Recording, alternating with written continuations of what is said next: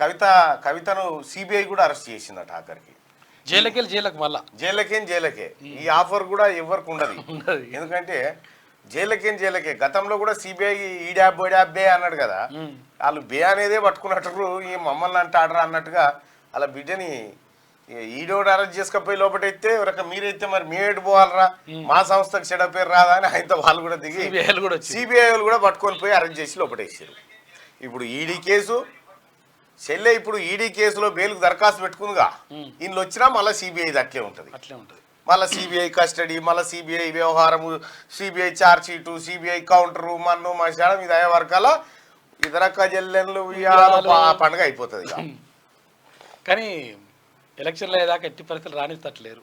ఈ ఎలక్షన్ కాదే అన్న, వచ్చే ఎలక్షన్ ఈ ఎలక్షన్ కాదు, ఈ తెలంగాణ 2024 డిసెంబర్ దాకా కూడా నాకు డౌటే, గ్యారంటీ లేదు. ఎందుకంటే ఇప్పుడు వరిసెల ఏం చేస్తారంటే ఇటు అని రాయి చూరుతారు, కానీ రాయితో పాటు వరిసెల కూడా తీసుకొని పోయింది. పోయేసరికి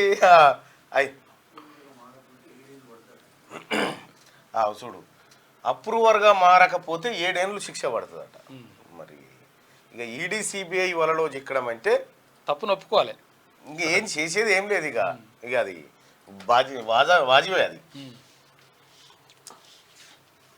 కానీ మీ నాయన గిట్ల తొంగి చూడు వస్తలేడు చూడమ్మా కవితమ్మ, ఆయనకు కూడా అర్థమైనట్టు పోరి చేసే ఉంటది, అవలా పోరి చెప్తిని లేదని ఆయనకు కూడా ఉంటది మనసులో, పెద్ద మనిషి.